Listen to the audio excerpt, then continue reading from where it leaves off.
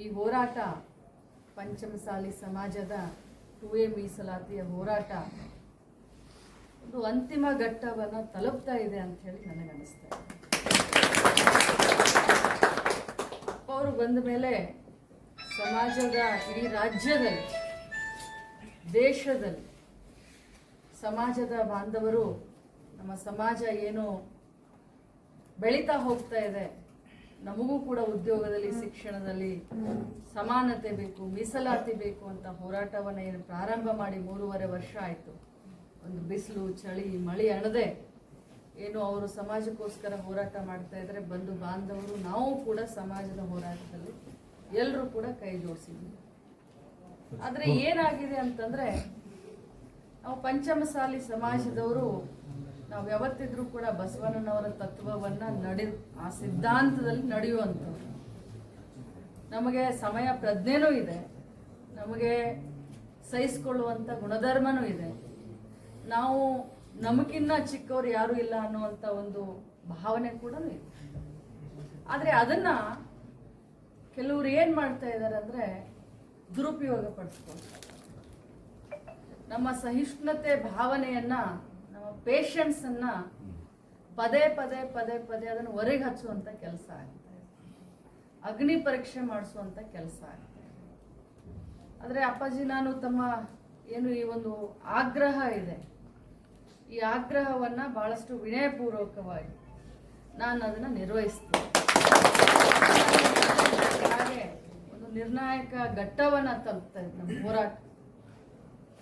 ಇವತ್ತು ನಾವು ತಗೊಳ್ಳಿಲ್ಲ ಅಂತಂದರೆ, ಸಮಾಜಕ್ಕೆ 2A ಮೀಸಲಾತಿಯನ್ನು ತಗೊಳ್ಳಿಲ್ಲ ಅಂತಂದರೆ, ಮುಂದೆ ಯಾವತ್ತೂ ಕೂಡ ಮೀಸಲಾತಿ ನಮಗೆ ಸಿಗುತ್ತೆ. ನಾವು ಬೇರೆ ಸಮಾಜದವ್ರನ್ನ ಅವ್ರಿಗೆ ಅನ್ಯಾಯ ಮಾಡಿ ನಮಗೆ 2A ಕೊಡಿ ಅಂತ ಹೋರಾಟ ಮಾಡ್ತಾರೆ. ಹೋರಾಟದ ಮೊದಲನೇ ಭಾಷಣದಲ್ಲೇ ಅಪ್ಪಾಜಿಯವರು ಸ್ಪಷ್ಟಪಡಿಸಿದ್ದಾರೆ, ಬೇರೆಯವ್ರಿಗೂ ಕೊಡಿ, ನಮಗೂ ಕೊಡಿ, ಬೇರೆಯವ್ರಿಗೆ ಕೊಟ್ಟು ನಮ್ಮನ್ನ ಬಿಡಬೇಡಿ. ಯಾಕಂತಂದ್ರೆ ಸಮಾಜ ದಿನದಿಂದ ದಿನಕ್ಕೆ ಕೆಳಗಡೆ ಹೋಗುವಂಥ ಈ ಒಂದು ರೈತಾಪಿ ಜನ, ನಾವು ನಿಸ್ವಾರ್ಥತೆಯಿಂದ ಸಮಾಜದಲ್ಲಿ ಕೆಲಸವನ್ನು ಮಾಡುವಂಥ ಸಂದರ್ಭದಲ್ಲಿ ನಮ್ಮ ಧ್ವನಿಯನ್ನು ಪದೇ ಪದೇ ತುಳಿಬೇಡಿ ಅಂತ ಹೇಳಿ ನಾವೆಲ್ಲರಿಗೂ ಇಲ್ಲಿಯವರೆಗೆ ಕೈ ಮುಗಿದು ಕೇಳ್ಕೊಂಡು ಬಂದ್ವಿ.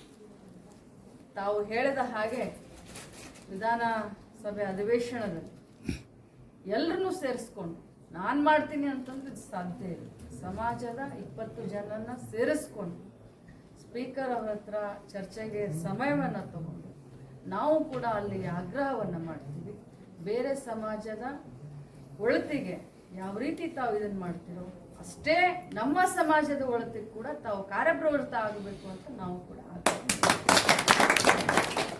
ಸಮಾಜದ ಮಗಳಾಗಿ ತಾವು ಏನು ನನ್ನ ಮೇಲೆ ಒಂದು ವಿಶ್ವಾಸವನ್ನು ಇಟ್ಟಿದ್ದೀರಪ್ಪ.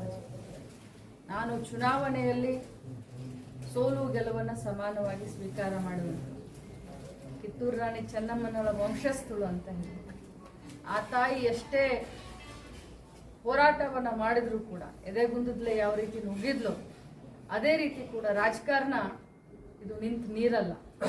ರಾಜಕಾರಣ ಯಾರ ಮನೆಯ ಸ್ವತ್ತೂ ಅಲ್ಲ, ಆಸ್ತಿನೂ ಅಲ್ಲ. ಗೆದ್ದಾಗ ಸೊಕ್ಕು ಬರೋದು, ಸೋತಾಗ ಸೊರಗೋದು ಅದು ನಮ್ಮ ಗುಣಧರ್ಮ ಅಲ್ಲ.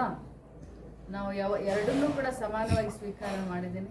ಸಮಾಜದ ಎಲ್ಲ ಬಾಂಧವರು ಏನು ನನ್ನ ಬೆನ್ನಿಗೆ ನಿಂತಿದ್ದೀರಿ, ತಮಗೆ ಇದೇ ಸಂದರ್ಭದಲ್ಲಿ ನಾನು ಮನಪೂರ್ವಕವಾಗಿ ನನ್ನ ಪರವಾಗಿ, ಕುಟುಂಬದ ಪರವಾಗಿ ನಾನು ಧನ್ಯವಾದವನ್ನು ಹೇಳ್ತಾ, ಮೃಣಾಲ್ ಸಣ್ಣವನಿದ್ದಾನೆ, ಸಮಾಜದ ಏಳಿಗೆಗೆ, ಸಮಾಜದ ಹೋರಾಟದಲ್ಲಿ ಇಡೀ ಕುಟುಂಬ ಸಮೇತ ನಾವು ನಿಲ್ತೀವಿ. ಮುಂದಿನ ಅಧಿವೇಶನದಲ್ಲಿ 2A ಮೀಸಲಾತಿ ಏನು ನಮ್ಮ ಒಂದು ಬದ್ಧತೆ ಇದೆ.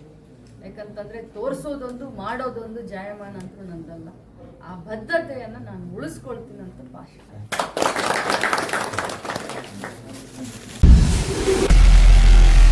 ನಾರ್ತ್ ಫಸ್ಟ್, ಉತ್ತರ ಕರ್ನಾಟಕದ ಆವಾಜ್.